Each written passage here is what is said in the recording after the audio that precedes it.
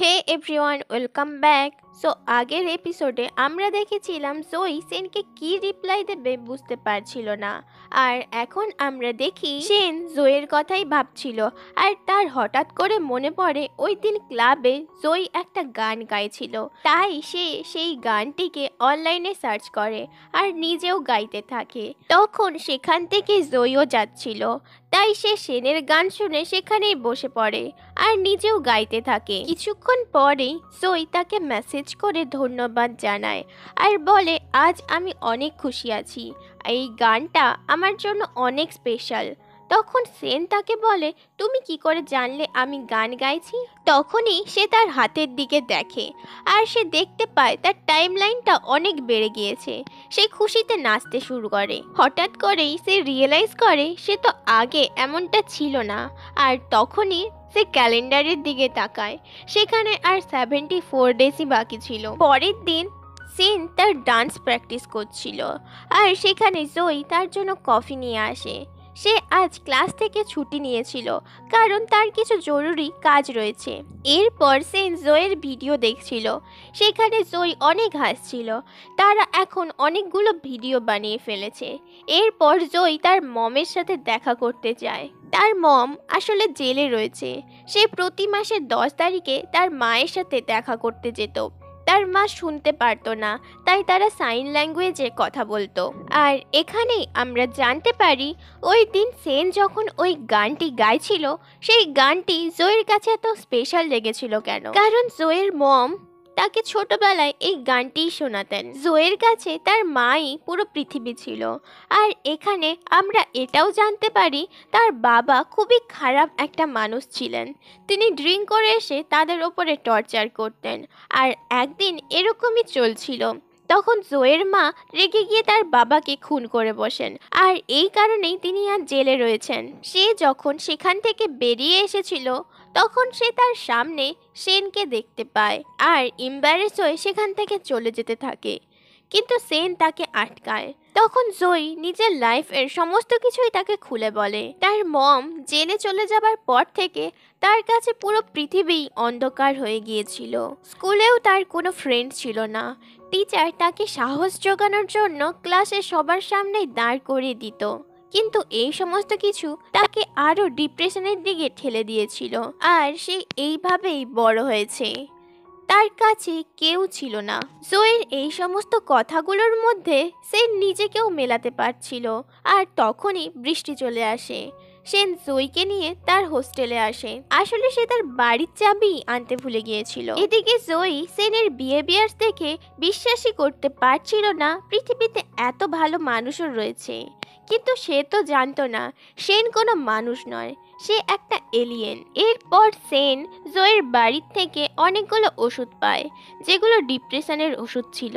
এরপর সেন বাড়িতে এলে ইউ তাকে বলে, ওয়াও, তোমার লাইফ লাইন তো অনেক বেড়ে গিয়েছে। সেন তাকে বলে, আমি জানতাম না ওর লাইফে এত প্রবলেম রয়েছে। তখন ইউ বলে, এসব জেনে তো কোনো কাজ নেই। কার লাইফে প্রবলেম থাকলো কি না থাকলো আমাদের কি? আর তো মাত্র কটা দিন, তারপরেই আমরা আমাদের প্ল্যানেটে থাকবো। এবার সেন তাকে বলে, কিন্তু আমি সেটা চাই না। আমি চাই জয়ের লাইফটাও অনেকটা সুন্দর হোক। এরপর সেন জয়ীকে তাদের বাড়িতে ইনভাইট করে। আর এটা দেখে ইউ তার মজা ওড়াচ্ছিল। সে বারবার সেই গানটাই গাইতে থাকে। কিন্তু এই সব কিছু থেকে ইরিটেট হয়ে সেন তাকে বাইরে যেতে বলে, কিন্তু ইউ কিছুতেই যাচ্ছিল না। তখনই সেখানে জয়ী চলে আসে আর তাকে রিসিভ করার জন্য ইউ যায়। সেন তাকে বাইরেই রেখে দরজা লাগিয়ে দেয়। সেন তার রুমের মধ্যে সেই গানটাই চালিয়ে রেখেছিল আর সে জয়ীকে বলে তার জন্য ওই গানটি গাওয়ার জন্য। কিন্তু জয়ী প্রথমে রাজি হচ্ছিল না, কিন্তু বারবার সেনের বলার জন্য সে রাজি হয়ে যায়। এরপর সেন জয়ের জন্য কফি নিয়ে এসে দেখে জয়ের হাতে সেই বইটাই রয়েছে, যেখানে তাদের সমস্ত ডিটেলস লেখা ছিল। এখন জয়ী সেনকে দেখে বলে, তুমি কে? তুমি তো মানুষ হতে পারো না, তাহলে তুমি কে? সেন তাকে বলে, তুমি আমার কথা বিশ্বাস করবে না। কিন্তু জয়ী বলে, তুমি বলে তো দেখো। এবার সেন তাকে সমস্ত সত্যি কথাই বলে দেয়। এই সব কিছু শুনে জয়ী অবাক হয়ে যায়। সে বলে, তাহলে কি তুমি আমায় ছেড়ে সত্যিই চলে যাবে? কিন্তু সেন তাকে বলে না, কখনোই না। কিন্তু তার কথা জয়ী বিশ্বাস করে না। সে সেখান থেকে দৌড়ে চলে আসে। তার মনে হচ্ছিল তাকে আবার ধোঁকা দেওয়া হয়েছে। আর সে রাস্তায় ট্রাকের সামনে এসে দাঁড়িয়ে পড়ে। কিন্তু এবার ইউ তাকে বাঁচিয়ে নেয়। এখন ইউ তাকে বলে, তুমি কি জানো আমরা এলিয়েনরা যদি কারোর সাথে কানেক্ট হয়ে যায়, তার মারা যাবার সাথে সাথে আমরাও মারা যাব। আর এখন সেনও তোমার সাথে কানেক্ট হয়ে গেছে। আর তুমি কি চাও তোমার সাথে সাথেই সেনও মারা যাক? তখন জয়ী তাকে বলে, না, এটা আমি কখনোই চাইনি। আমি শুধু চেয়েছিলাম ও আমার সাথে থাকুক। তখন ইউ তাকে সেনের ছোটবেলাতে নিয়ে যায় আর তাকে সমস্ত কথাই বলে। সেন কিভাবে ছোটবেলায় তার সমস্ত কিছু হারিয়ে পুরোপুরি বদলে গিয়েছিল আর কিভাবে তার মম ড্যাড মারা গিয়েছিল। ইউ কিছুতেই চাইছিল না শুধুমাত্র জয়ের কারণেই সেন এত তাড়াতাড়ি মারা যাক, আর এই কথাটা জয়ও চাইছিল না।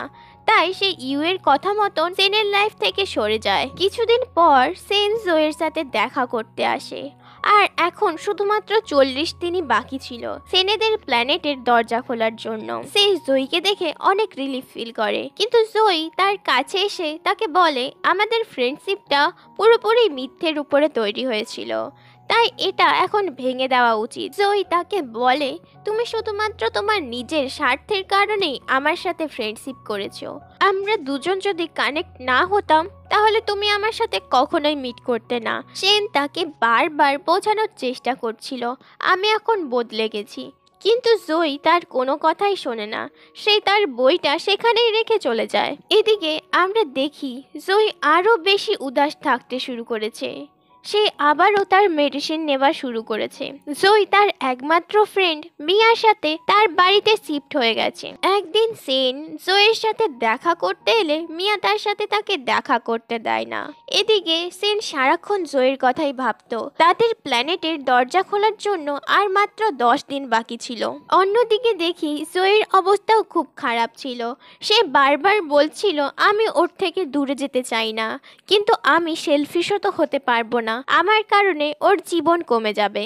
এখন দেখি প্ল্যানেটে যাওয়ার দরজা খুলতে আর একদিন বাকি ছিল। এদিকে দেখি জয়ী হসপিটালাইজড ছিল। সে তার ডিপ্রেশন থেকে মুক্তি পেতে পার্মানেন্ট ট্রিটমেন্ট করাতে এসেছিল। এতে করে তার জীবন থেকে কিছু মুহূর্ত তার স্মৃতি থেকে পার্মানেন্টলি চলে যাবে। এখন সে তার ট্রিটমেন্টের আগে একটা ভিডিও বানায় যেখানে সে বলছিল ডিপ্রেশন মানুষের জীবনে একটা খুবই খারাপ জিনিস। সে বলতে থাকে আপনাদের হয়তো মনে হয় শরীরের আঘাত যেগুলো চোখে দেখা যায় সেগুলোই হার্মফুল, কিন্তু ডিপ্রেশন তার থেকেও বেশি মারাত্মক। সে আরও বলে লোকেরা সবসময় আমার মজা ওড়াতো কারণ আমি ভিডিওতে সবসময় হাসি খুশি থাকতাম, কিন্তু আমার আসল সিচুয়েশনটা যে কি সেটা কেউই বুঝতো না।